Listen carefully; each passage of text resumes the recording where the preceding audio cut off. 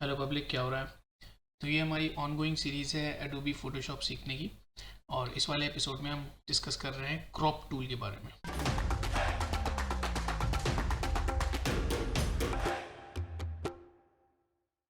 तो ये है क्रॉप टूल हमारा। ये इसका प्रीव्यू है। तो इसमें डेफिनेशन लिखी है, ट्रिप्स और expands the edges of an image. तो एक्चुअली इसकी डेफिनेशन के बारे में बात करनी ज़रूरी नहीं है, क्योंकि आप सबको पता है क्रॉप टूल क्या होता है। हम किसी इमेज का एक स्पेसिफिक एरिया जब यूज़ करना चाह रहे हैं, बाकी एरिया को अगर हम डिस्कार्ड करना चाह रहे हैं, रिमूव करना चाह रहे हैं, तो हम क्रॉप टूल यूज़ करते हैं। तो ये जब मैंने एक्टिवेट किया, ये हमारा इसका एक प्रीव्यू आ गया। अब इनमें से किसी भी आउटर एजेस को अगर मैं लेफ़्ट क्लिक करके ड्रैग करूं, जैसे कि मैं यहाँ से ड्रैग करूं, तो ये इमेज का सिर्फ इतना पोर्शन सेलेक्ट हो गया, बाकी पोर्शन ये अपने आप रिमूव कर देगा। अगर मैं नीचे से भी करूँ सेम चीज़ और साइड से भी करूँ सेम चीज़, तो ये सिर्फ इतना पोर्शन जो हमने सेलेक्ट कर रखा है, ये फाइनल इमेज रह जाएगी। अगर मैं इसे यहाँ पे टिक कर दूँ, तो मैं करके दिखाता हूँ, सिर्फ ये इमेज रह गई। लेकिन अब हम इसको अंडू करते हैं और दोबारा से देखते हैं और इसमें क्या पॉसिबिलिटीज़ हैं। फ़र्ज़ करें हमने इसको यहाँ पे एक ऐसा एक शेप जो हमें चाहिए था, हमने वो ले लिया। अब इसकी अगर मैं आउटर एजेस पे जाऊँ, तो देखें आप कर्सर चेंज हो जाता है। तो इससे क्या होता है कि आपको अगर इस ऑब्जेक्ट को फॉर एग्जांपल टिल्ट करना है, फर्ज करें ये इमेज थोड़ी टेढ़ी है, हमें इसको थोड़ा इसको टिल्ट करना है कि ये इस तरह से आ जाए, इस तरह से अलाइन हो जाए, तो हम इससे इस टूल से इसको टिल्ट कर सकते हैं। मैं अगर इसको एंटर दबाऊंगा, तो ये इमेज इस तरह से टिल्ट हो गई है। तो कभी कभी आप फोटोज़ लोगे या कुछ आपके पास इमेजेस होंगी जो एंगल सही नहीं है, तो आप उनको इस तरह से टिल्ट कर सकते हो। हम दोबारा कंट्रोल जी से अंडू करेंगे और दोबारा एक दफ़ा एक क्रॉप एरिया बनाएंगे। अब आप देखें, जब मेरी माउस जब मेरा इससे बाउंड्री से बाहर है, तो हमारा एक टिल्ट का एक कर्सर आ रहा है। लेकिन अगर मेरा माउस बॉर्डर के अंदर है, तो ये ब्लैक एरो आ रहा है। तो इसका होता है फंक्शन कि अगर हमें क्रॉप एरिया मूव करना है, अगर हमें उसको साइड से इधर मूव करना है कि भाई हमें सिर्फ इतना एरिया चाहिए, ड्रैग करना है, हमारे सिलेक्शन में कोई गलती हो गई है, तो उसको रीएडजस्ट करने के लिए, तो बाउंड्री से इनर ये वाला कर्सर है, बाउंड्री के बाहर टिल्ट करने का कर्सर है। अगर आप देखें, मैं यहाँ से देखूँ तो सिर्फ यहाँ पे वर्टिकली मैं चेंज कर रहा हूँ, यहाँ पे मैं सिर्फ हॉरिजॉन्टली चेंज कर रहा हूँ, और यहाँ से मैं दोनों एक साथ चेंज कर सकता हूँ। बट फ़र्ज़ करें आपको एग्जैक्ट साइज़ आपके माइंड में एक है और आप वो साइज़ करना चाह रहे हैं, तो वो कैसे करेंगे? उसके लिए हम क्या कर सकते हैं, हमारे पास या तो यहाँ पे एक रेशियो का बटन है। इसे मैं अगर ओपन करता हूँ, तो अभी फ़िलहाल हुआ हुआ है रेशियो, जिसमें से आपको एक फ्री हैंड मूवमेंट अलाउड है। एक आप कर सकते हैं विथ, हाइट और रेजोल्यूशन, जिसमें कि ये विथ, हाइट और रेजोल्यूशन तीनों को एक प्रोपोर्शन में रखेगा। या फिर आप कर सकते हैं एक 1x1 स्क्वायर, जिसमें एक फुल परफेक्ट स्क्वायर मिलेगा आपको। या फिर 4x5, जो कि एक इंस्टाग्राम का वर्टिकल फॉर्मेट है इमेज का। और भी इसमें कई सारे ऑप्शंस हैं। 16x9 जो कि आपका स्टोरी फॉर्मेट हो गया, और इसमें आपको स्वैप भी कर सकते हैं आप चाहे तो, हॉरिजॉन्टल से वर्टिकल, ये स्वैप का बटन है यहाँ पे। या फिर आपके अगर एक कोई आपके जहन में कोई पर्टिकुलर रेशियो है, तो वो भी आप यहाँ पे डाल सकते हैं। It could be any ratio that you have in mind. Let's say we put 2.5/1।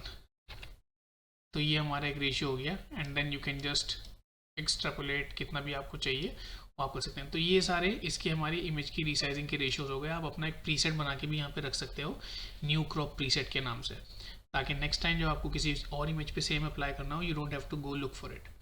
ठीक है, तो इसको हम क्लियर कर देते हैं, इसको हम अंडू कर देते हैं, और दोबारा से हम एक एरिया क्रॉप करते हैं लेट्स से। और अब हमने क्रॉप के एरियाज पढ़ लिए हैं, इसको ड्रैग कैसे करना है वो कर लिया है, रीसाइज कैसे करना है वो पढ़ लिया है, और रेशियोज हमारे पास क्या क्या है वो पढ़ लिया है। कभी कभी क्या होगा कि हमने एक इमेज ऐसे लिया, फॉर एग्जांपल मैंने इस बिल्डिंग के नीचे खड़े होकर ये इमेज कैप्चर की है, तो इसमें बिल्डिंग स्ट्रेट नहीं आ रही। अब फॉर सम रीज़न अगर मुझे बिल्डिंग स्ट्रेट चाहिए, तो मैं क्या करूँ?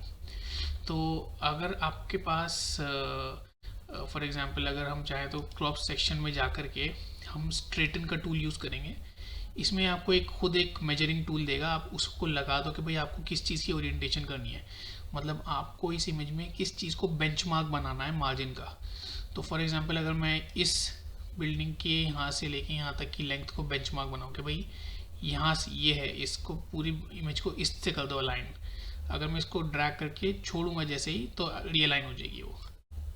ये देखें, अब ये लाइन जो है हमारा अलाइनर बन गई है, पूरी इमेज उससे अलाइन हो गई है। अब मैं अगर इसे एंटर करूँगा, तो ये इमेज ऐसे हो गई है, जिसमें कि हमारी लाइन से पूरा मार्जिन तय हुआ है। लेट्स से अगर हम इसको कंट्रोल जी करते हैं और दोबारा से हम करते हैं इस वाले से, ये जो हमारे ट्राइंगल्स हैं यहाँ पे, इससे अलाइन करके देखते हैं, और ये 3 2 1, तो ये इससे अलाइन हो गया है। हमने इसको टिक किया, तो अब this is the image now. So ये स्ट्रेटनिंग के टूल्स हैं।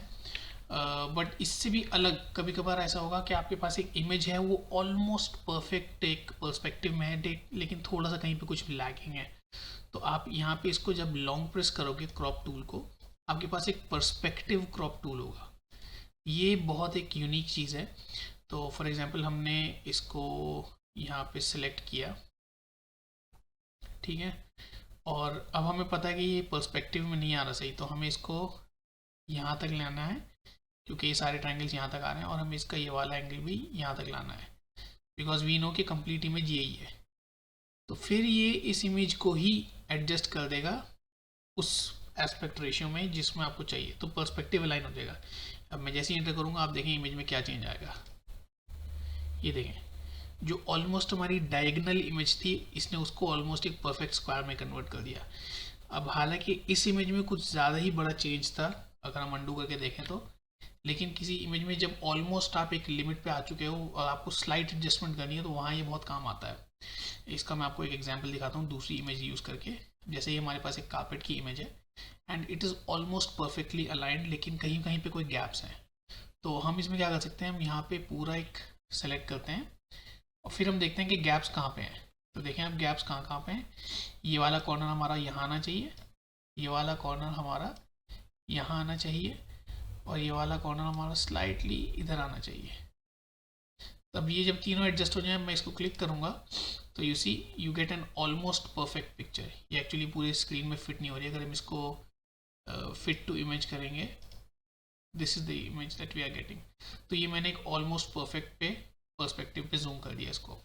अगेन इसमें और चांसेस हैं परफेक्शन के, but just to give you an example, ठीक है। तो ये हो गया हमारा पर्सपेक्टिव जूम। दोबारा जाते हैं अपने क्रॉप टूल पे, स्ट्रेटनिंग का हमने देख लिया। यहाँ पे आप देखेंगे ये एक आइकन है। कभी कभार आपके जहन में कोई एक स्पेसिफिक रेशियो है जिससे आपको लाइन करना है।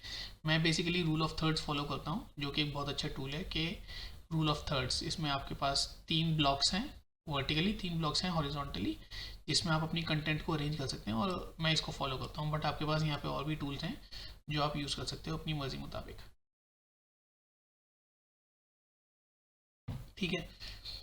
तो अब हमने क्रॉप टूल देख लिया, पर्सपेक्टिव क्रॉप टूल देख लिया। अब आते हैं स्लाइस टूल पे। तो इसको सबको क्लियर करते हैं हम, और हिस्ट्री में जाके सिर्फ ओपन पे आ जाते हैं, और हम यहाँ से अपना स्लाइस टूल यूज़ करते हैं। स्लाइस टूल बेसिकली क्या है, आप कोई भी एक एरिया सेलेक्ट करो एंड वो आपका एक स्लाइस बन गया है।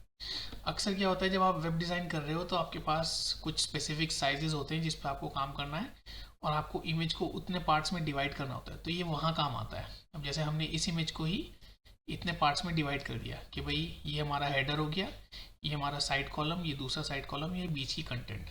तो ये स्लाइस टूल वहाँ यूज़ होता है। बेसिकली आप इसको क्रॉप में ज़्यादा यूज़ नहीं करोगे, ठीक है। ये हो गया स्लाइस सेलेक्ट टूल। जब हमें इसको स्लाइस को सेलेक्ट करना है तो ये उसके लिए काम आएगा, ठीक है। तो back to the crop tool, ये हमारा रेशियो हो गया। इससे रिलेटेड आपको कोई डाउट्स हैं तो आप मुझे कमेंट सेक्शन में बताएं, और फिर हम अगले में मिलते हैं।